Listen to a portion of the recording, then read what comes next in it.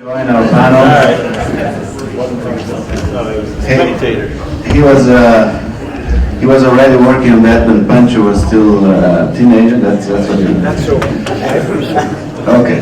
So the idea is that we take this opportunity to ask the questions about the presentations, but also other questions that are related to the topic. We have a very special panel here of speakers, so I would like to provide the opportunity now for the questions.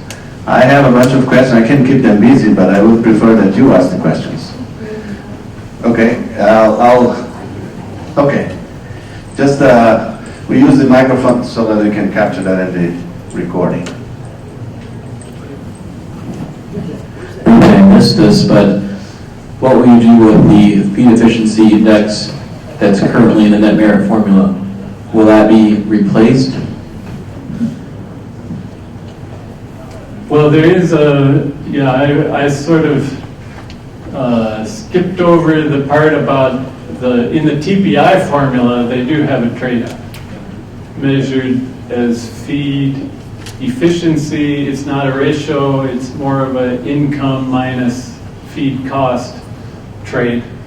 And that could easily be updated just to add the RFI to what they currently have. They have the net value of milk and the body weight composite adjuster, and then adding the RFI. That's what I would recommend. I don't think they've made that decision yet. Plus the body weight adjuster probably isn't big enough.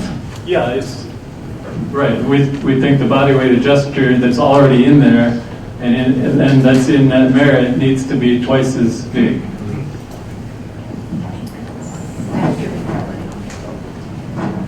So I have a body weight question, because body weight's for me it's a problematic trait, because you can have a tall thin cow, which is very different than a short fat cow, and they weigh the same. So should we be moving beyond body weight to more of a components of body weight and how we derive RFI and include in the body weight composite?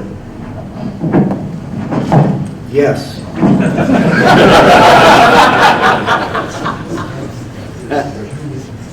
Well, I'll make a comment that the prediction of body weight was revised with 4 or 5 type traits, but I think what you're getting at is maybe we should be predicting the feed intake directly from the type traits we have, instead of going through body weight and then from body weight to the maintenance charge. And I think that could be done. That's not the way it was done initially.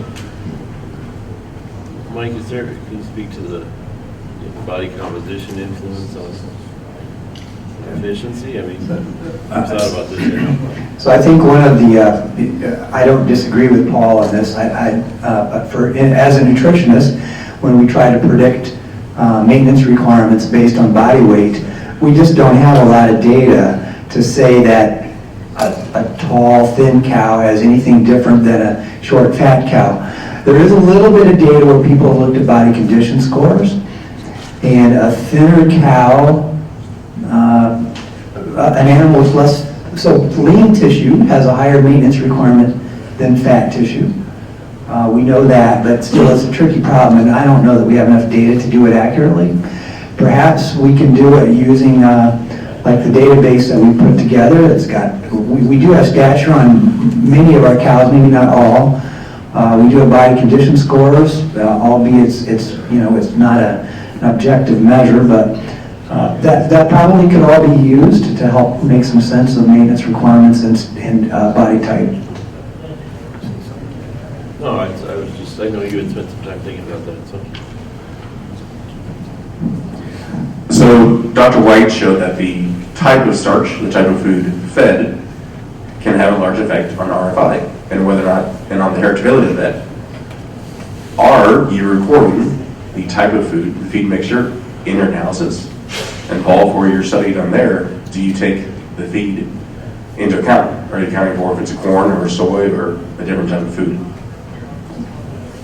So I'll just say something about the study she showed from our lab, which was We had cows, all the cows were either on a high starch diet, it was a crossover, okay, so the same cows were on the high starch diet as on the low starch diet. And the low starch diet was soy hulls, 30% soy hulls as opposed to 30% corn grain.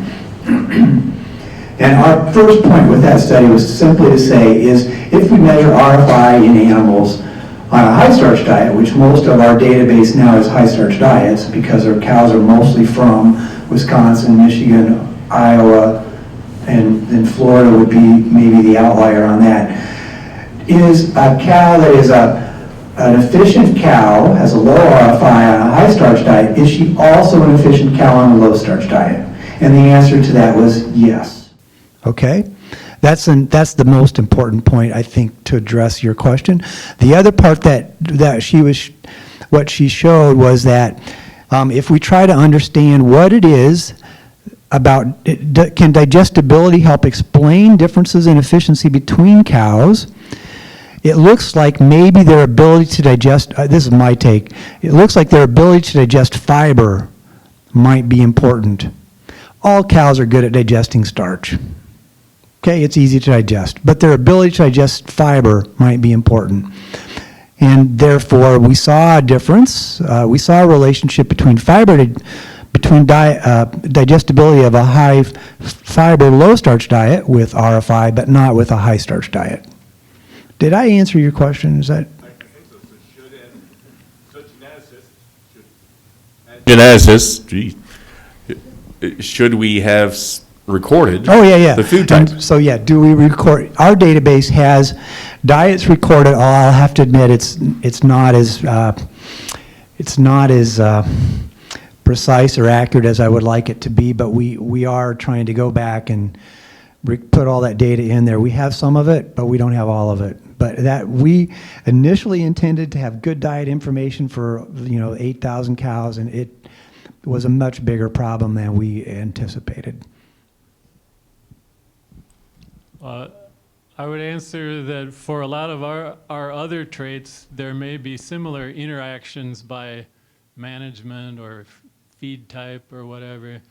And I think the benefit of this study of having several different research herds in, with different management, different parts of the country, is that on average, you get at least the main effect, even though there are some interactions that we might not be accounting for. We wish we had more Western dairies, I will say that, but there just aren't a lot of research cows with data on intake.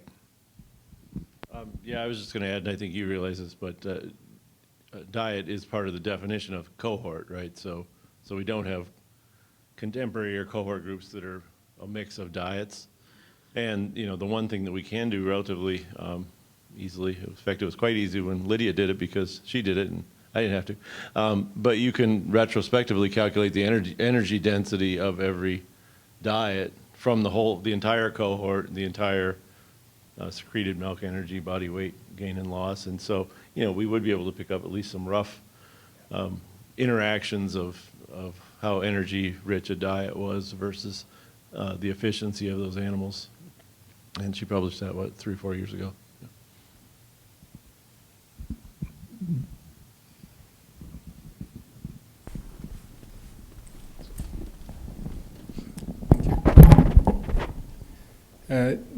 Just a non-genetic question.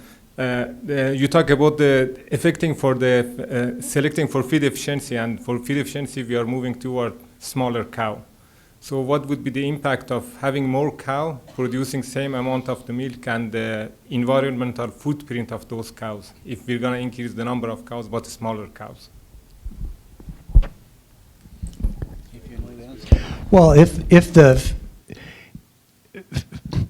feed efficiency is greater, okay, if you have the same amount of milk, for example, with a smaller cow, then theoretically you have less feed, less waste produced per cow, and you're getting the same amount of milk. So the environmental footprint would be lower.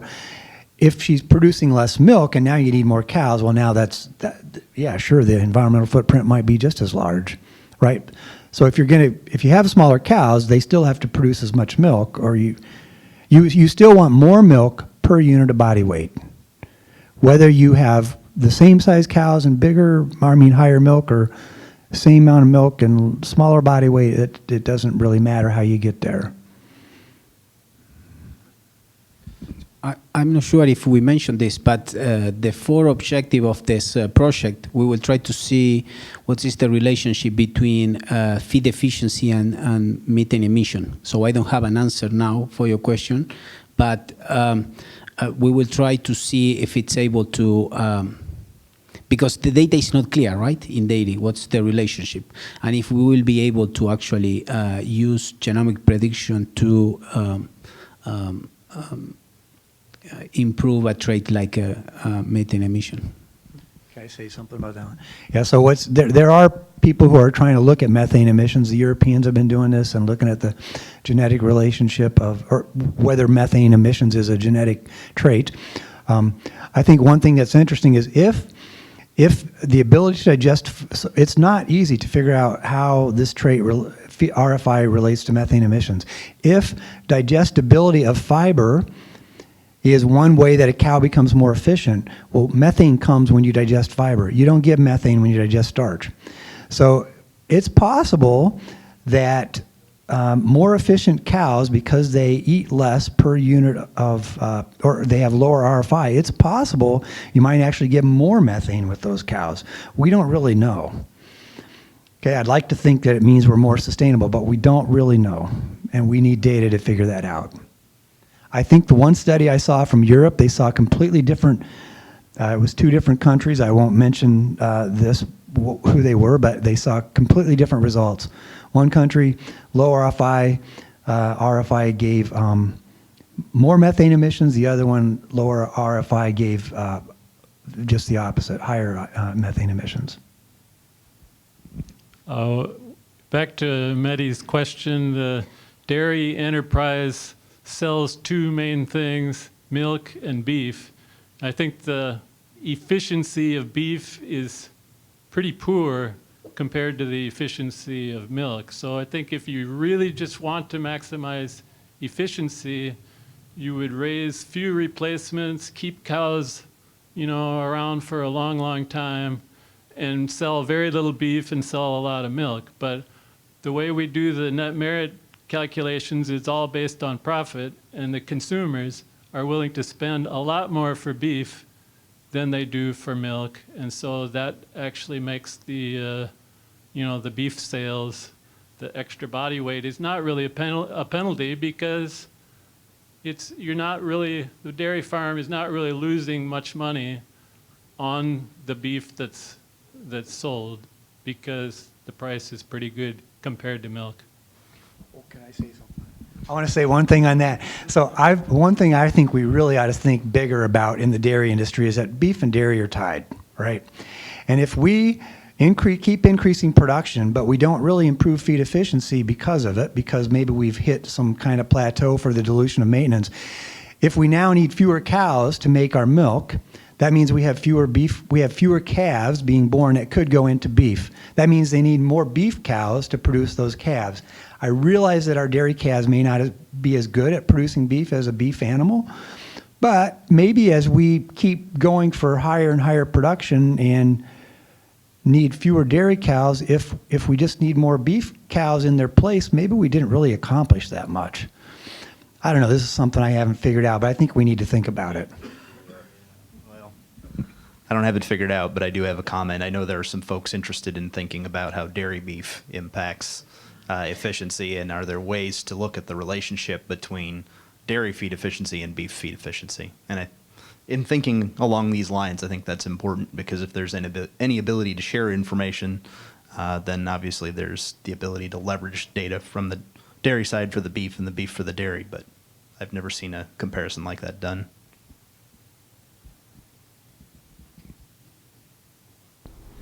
I think this was mentioned briefly, but in your project, how much data are you collecting on water intake, and what's the intention with that data?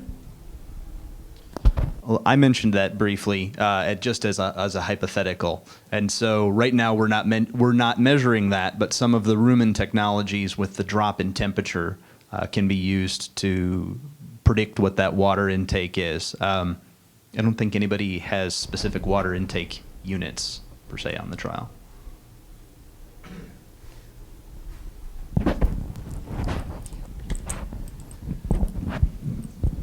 Okay, I will allow myself a question too. Paul said that we need to get 50,000, 40 or 50,000, 50,000 cows in the database to have a better reliability and all that. So the experience in milk recording is that the producers are willing to record. Well, first of all, I don't think we will achieve 50,000 in college herds only. So I think we need to move data collection into commercial herds in order to increase this number. So the experience I was talking about is that producers are willing to record something that they can use and get an immediate benefit from. So suppose we have an affordable way to measure feed intake at the farm level. Can you come up with the benefits that we could say that these farmers could have by measuring that? Help me sell my fish here.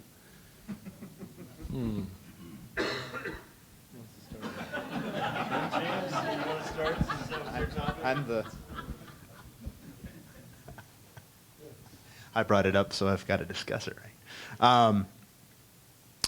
So from a herd level, we've seen the impact that feed efficiency would have on the net merit index, and even with a low reliability, it can have a big impact on profitability of the animal.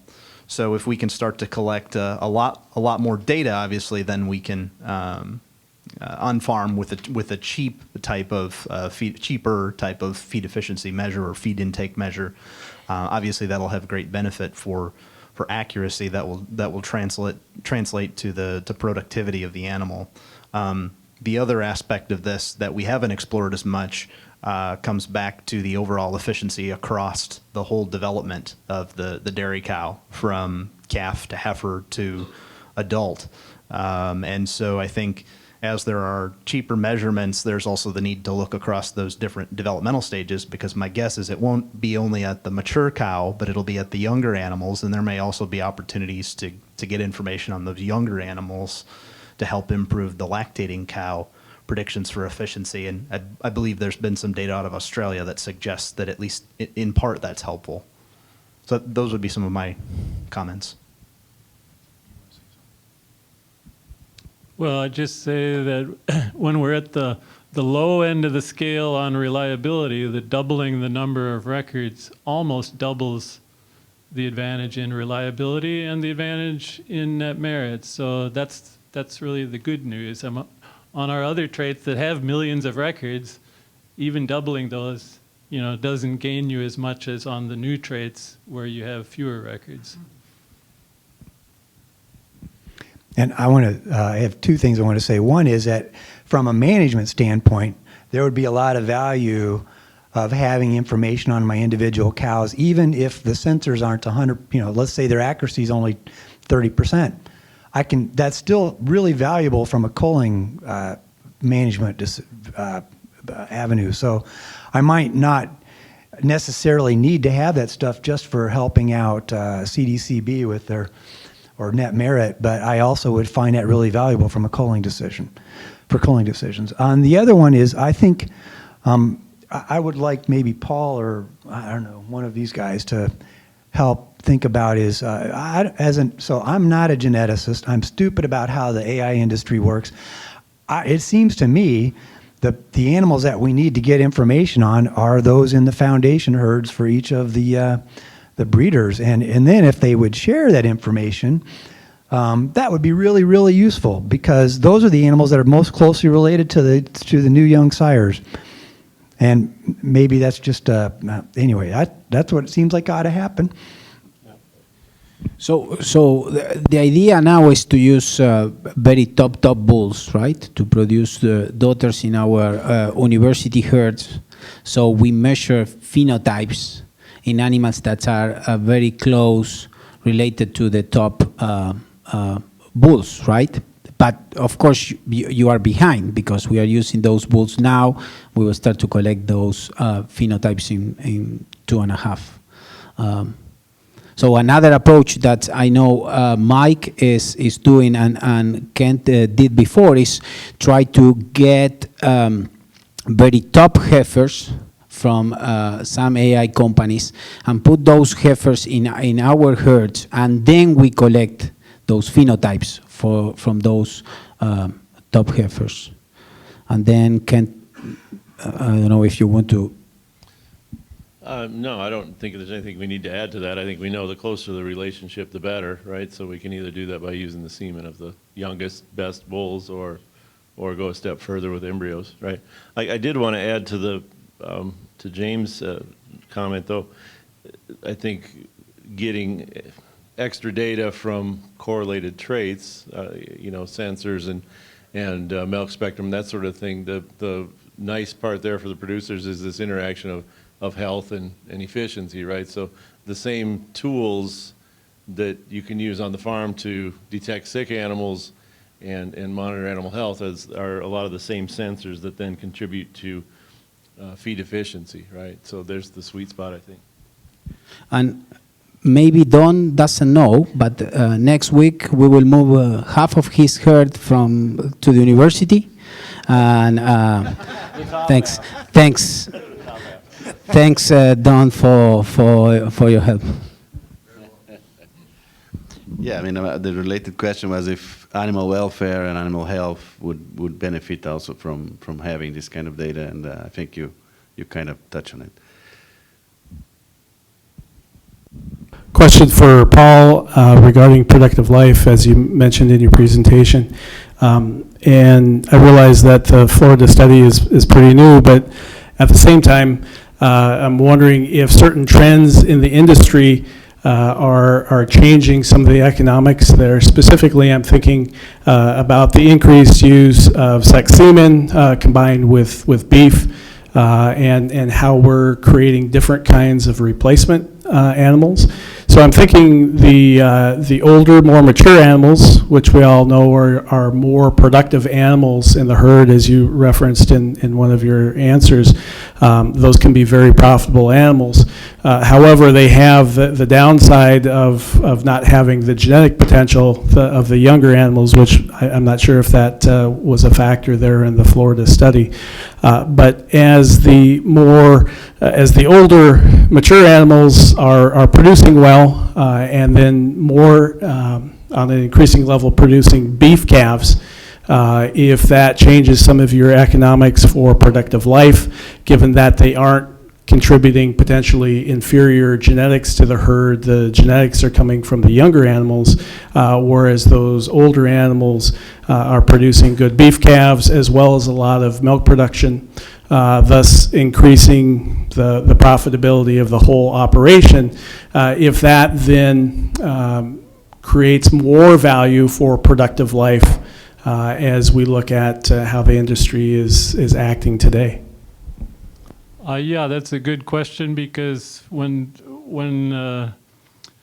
Schmidt and DeFries originally derived this, it was a surprise to me too that it could be that low. I think they did account for the maturity of the cows, but the math we've been using assumes that the next generation of replacements would be exactly as good as the previous generation, which, obviously it hasn't been that way for a long time.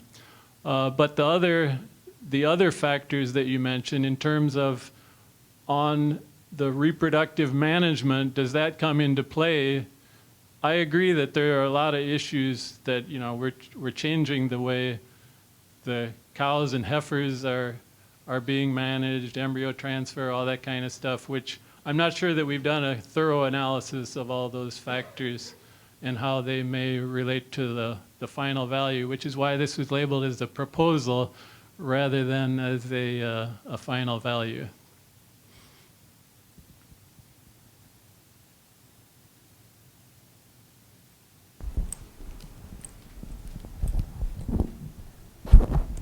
Thank you. My question is just, I'll throw it to the whole panel. What do you see as the value of looking at correlated traits in the absence of direct feed intake information?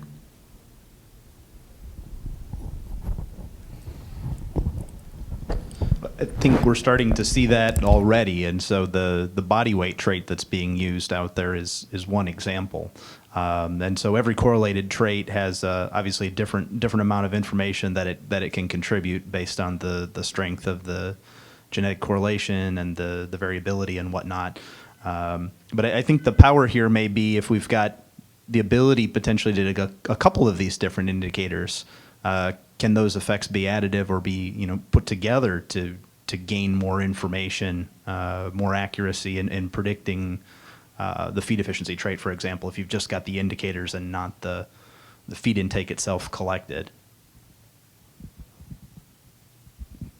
No, that's a beautiful question. So, for example, I'm thinking if milk spectra, right, it's somehow correlated with feed intake, then we can get milk spectra for free from many farms without measuring feed intake, but because it's correlated, we will boost the genomic prediction for feed intake, right? That's great. That's the idea of the second objective of bring this sensor data that actually we can measure in our cows, but we can also measure at the national level. The same for activity, could be rumination. I guess body temperature is complicated, right? But now it's common and getting more common to have commercial farms, very large commercial farms with activity and rumination devices, right? That will be great. Just will make a comment on, because I've been participating in the National DHIA board meetings. No data is for free. Someone is paying for it. Is there anyone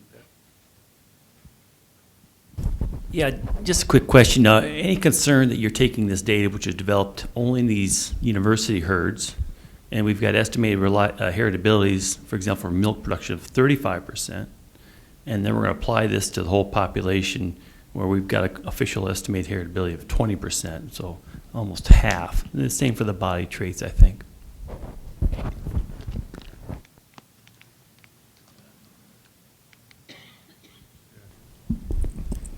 Well, the estimates we got from the national data on milk production actually were a little higher. We found that the predictions were better, and I think a lot of other countries found this too, is that those elite dams of young bulls tended to inflate the predictions and not so much inflate the accuracy, but just the level of their predictions was too high, and we had a lot of complaints that the young calves were predicted to be too high relative to the old ones, and adjusting the heritability down was on the yield traits was to compensate for that. I think we don't know what the true amount of genetic variance is in the commercial herds. We only have data on the research herds, so I think we're going to have to trust that for now.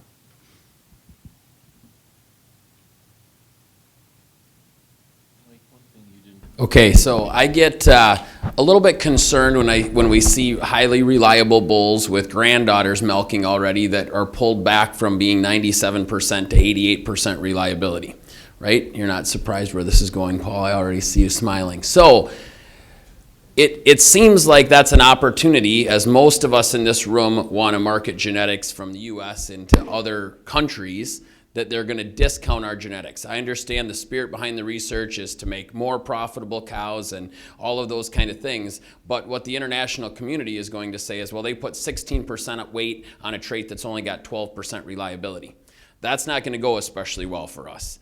And then my follow-up question, what I learned from this morning, is we have a trait that I think you said was 70% correlated with RFI in stature, which if we just put more weight on negative stature cows, we'd get a long ways there, and we wouldn't have nearly the reduction in reliability that we're showing up to have by putting that all on RFI. Yeah. Well, go ahead. Yeah, I think that it was a 70% correlation with gross feed efficiency, not RFI. The correlation wouldn't be nearly that great. I think it might have been negative 0.4 with RFI.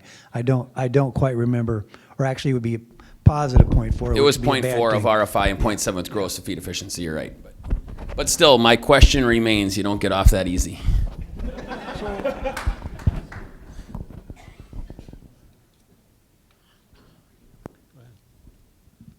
Well, the reason I focused on this is my last conclusion is if we actually do this reliability discount for the new trait, that's going to be a hard thing to sell, and it's going to take a lot of education. It's happened every time we put new traits in the past. The reliability, instead of going up, actually went down a little bit because you're trying to predict new things with less information than the old standby traits. But I was showing you the math. It may not be accepted as the way to present things, but that's the way I think about it, and I think the public could be convinced. But if that's going to be a stumbling point to not, people throwing away the whole selection index because it has less reliability, then we would be shooting ourselves in the foot. So I agree.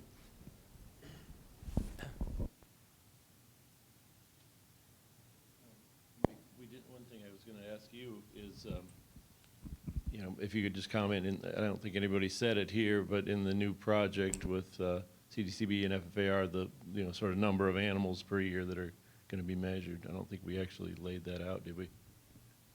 Yeah, we had 30, I think I might have put it on there, but I didn't say anything about it. I think we're planning on 3,600 over the next 5 years. So that's from the 5 research locations. 700. Yeah. And, so to read Paul's comment about 50,000 cows, we don't have enough research animals in the U.S. to achieve 50,000 anytime soon. I'm not sure if we could get up to, even if we had all the money we wanted, it'd be tough for us to do it on just research herds. So getting data from some commercial herds, particularly maybe foundation herds, would be awesome. Joel, this question is for you. So, yes. Finish or add a little bit to that one. One of the things that we did in the first project, the USDA funded project, was to allow a little extra money to add other herds, and I would say limited success there. And one of the things that Mike showed in his slides, in each station you've got a geneticist and a nutritionist. One of the things we learned in that project, if it's a university, even if they have a decent sized herd, if they don't have both a geneticist and a nutritionist, there's no interest, right? Because the nutritionist says, well, I'd rather do feeding studies. Geneticist says, I'd rather analyze data than collect it, which, is sensible. And so we got some just yawns from universities that you'd think would want to participate. Some leading universities with good dairy programs just said, yeah, we're not interested. Sorry, we have to allow only one last question, and then we have to finish up here. I guess from a breeder point of view, watching genomics, I was all for it when it came out. My dad and Mr. Chichester were involved way back in the 90s, kind of making it happen at NAB. I guess where I say we've made such great strides, maybe it's time now to get better data, take a little bit longer to look at everything, because from a marketing point of view, it's hard to keep up. The generational interval has increased so much. I guess I'd rather see it where we take a little extra time, like we did today, looking at what you're thinking about putting in, get some more input from everybody in the community, and maybe take a little more time before we keep changing things. I think if we get it right, that lets the global community have some more buy-in, it lets breeders have buy-in, hopefully commercial producers appreciate it more and learn how to use it. But I don't think we need to move quite as fast. I'd rather take a little bit longer and get it right. I mean, do you guys agree with that? Or, I mean, I know it's a passion, you guys, all the time and effort you put into it, but What do you think about that? Well, so on the day when these guys handed us the feed intake, the RFI data, I realized immediately that this $5 million investment was going to have a, sort of a short half-life. It doesn't get more valuable over the existing data gets less valuable every day. We've already held on to it for 2 years. And if we hold on to it doing education for another 2 years, that's another generation, and it's, we'll lose maybe another 3 or 4% reliability on that existing data. So to me, just because the urgency of using the data while it's still fresh, to me is more important than making sure that everybody understands the concept. I think we've done enough education already that if the leading breeders accept this trait, it's in the TPI, if it becomes in the TPI, in the net merit, that people will end up making progress for feed intake whether they know it or not. I'll make a comment from talking to some colleagues in different industries. And it's interesting because in the dairy industry, I think we've been very fortunate to have a lot of data for some of our traits. And so that's allowed us to have higher reliabilities.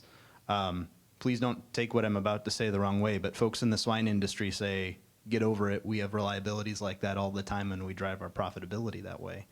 Now, whether that's the right path or not, I think that's worth some discussion, but that is a perspective from the swine and the poultry industries because they just can't generate the kind of accuracy in their data. One thing, I guess, when I think about this, and somebody can correct me if I'm wrong, with the index, if we want to maximize profit, there's one side of maximizing the profit side, and there's another aspect of maximizing the accuracy with that or the reliability. And clearly there's trade-offs on both ends. We want to maximize the profitability, but we also want to be sure that that's a really good value that we're working with when we select the animals. I don't think there's an easy answer there.